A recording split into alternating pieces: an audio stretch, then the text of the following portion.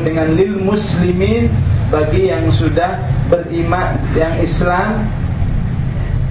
Di An-Naml disebut dengan huda wa busyra lil mu'minin, bagi yang sudah beriman, sudah meningkat keislamannya.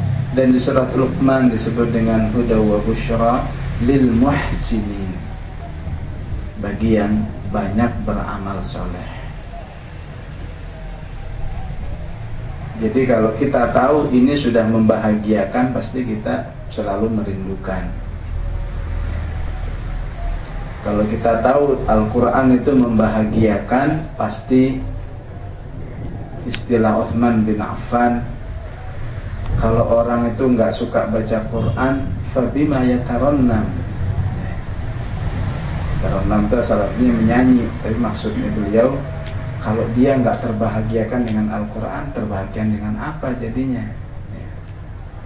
Ya, pasti terbahagiakan dengan hal-hal yang tidak bernilai tinggi di sisi Allah Subhanahu wa ta'ala.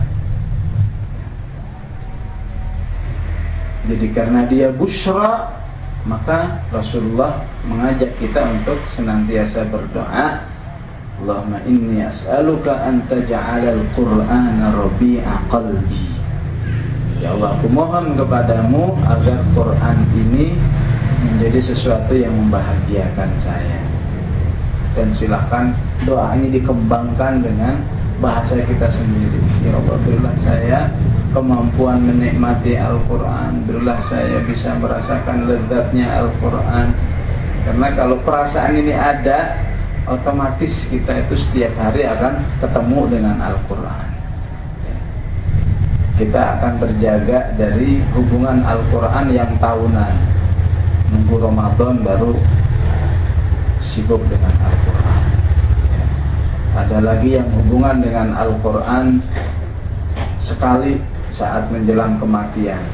Sudah ada meninggal, semua cari Quran, mana Quran, mana surat Yasin. Begitu sehat-sehat begini, ya, tidak terjalin hubungan yang spesial dengan Al-Quran.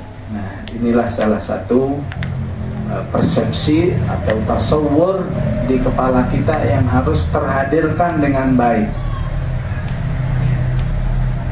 sehingga kita menjadi sahabatnya Al-Quran, sahibul Quran.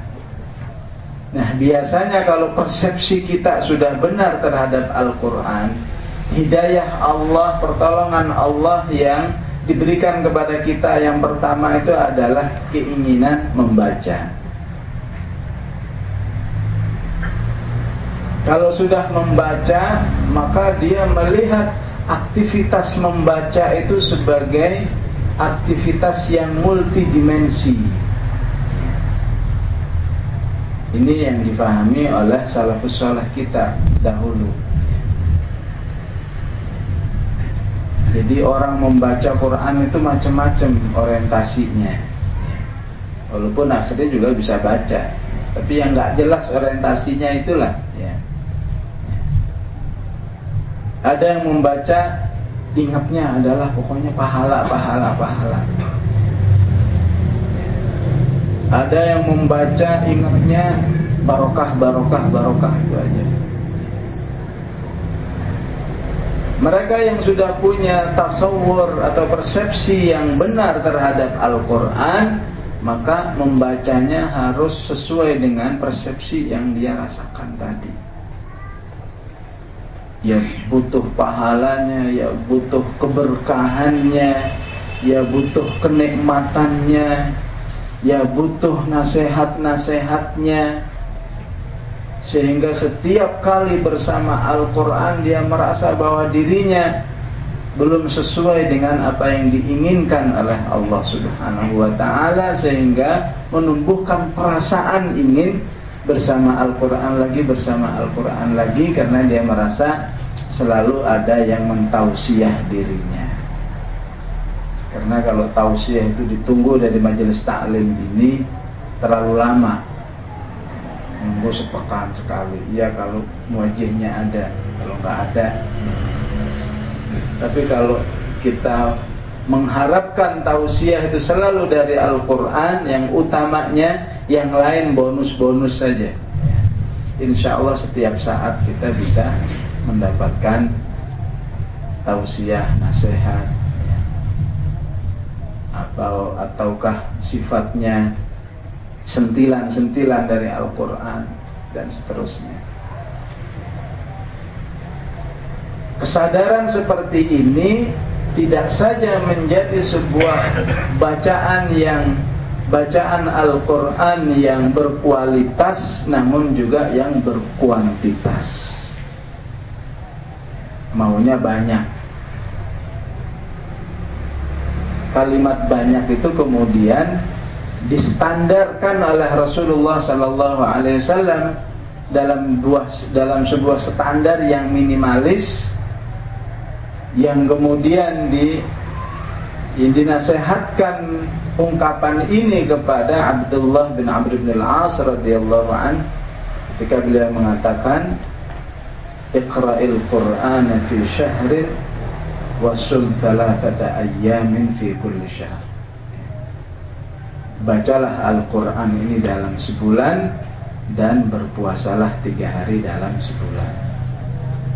Ibadah kita dalam sebulannya harus terkait dengan membaca Al-Quran dari awal sampai akhir. Yang sebagian ulama seperti Ustaz Hasan Al-Banna rahimahullah kemudian menyimpulkan hadits ini dengan kalimat an yakuna laka wirdun yaumiyun la yaqillu an juz'in minal. Tidaklah kamu punya kebiasaan rutin, jangan kurang dari 1 juz setiap hari. Gimana kalau sibuk? Ya harus rapel. Gimana kalau nggak sempet? Ya harus rapel. Nah, karena itu nasihat beliau di akhirnya mengatakan wa alla takhtima aktsara min syahrin. Jangan sampai nggak selesai lebih dari sebulan. Ini menunjukkan hubungan kita dengan Al-Quran nggak boleh sampai terputus di dalam tiap harinya. Kalau lagi terputus ya silahkan diqadha, sehingga di akhir bulan selalu selesai seluruh Al-Quran 30 juz atau 114 surah. Ini sebuah hidayah. Dan ketika kita menerima hidayah ini, Allah akan tambah hidayahnya. Walladzina ihtadaw zadahum iman, zadahum huda wa atahum taqwa. Para sahabat ketika melaksanakan hadis Rasulullah SAW ini, akhirnya ditambah hidayahnya oleh Allah. Ketika hidayah itu ditambah, maka orang beriman itu nanti secara otomatis mengatakan, kalau sehari 1 juz atau sebulan sekali khatam ternyata sedikit, ternyata terlalu lama ketemu dengan setiap suratnya. Jadi kalau kita setiap hari 1 juz, sebulan sekali khatam, itu kan berarti ketemu dengan surat Yusuf sebulan sekali, ketemu dengan surat Ar-Ra'd sebulan sekali, ketemu dengan An-Nahl sebulan sekali. Itu bagi para sahabat terlalu lama, sehingga mereka banyak yang minta kepada Rasulullah, ya Rasulullah boleh enggak sebulan lebih dari sekali? Ada yang minta 2 kali, ada yang minta 3 kali, sampai maksimal ada yang minta sebulan 10 kali khatam. Karena hidayah Allah terus bertambah kepada dirinya. Begitulah hakikat Al-Quran. Jadi yang penting, maukah kita menjadi orang-orang yang walladzina tadaw huda, mau menerima ini sebagai petunjuk kita di dalam mengisi kehidupan kita, sehingga menjadi suatu agenda dalam kehidupan, menjadi aktivitas, bukan menjadi cerita masa lalu. Ya, dulu aja para sahabat kan nggak ada revisi. Kalau kita mau begitu terus ya sudah, nggak berhenti halangan. Tapi terimalah ini sebagai petunjuk, sebagai tips dalam menjalani kehidupan. Oh, berarti kehidupannya harus begini. Baru nanti Allah akan berikan kemudahan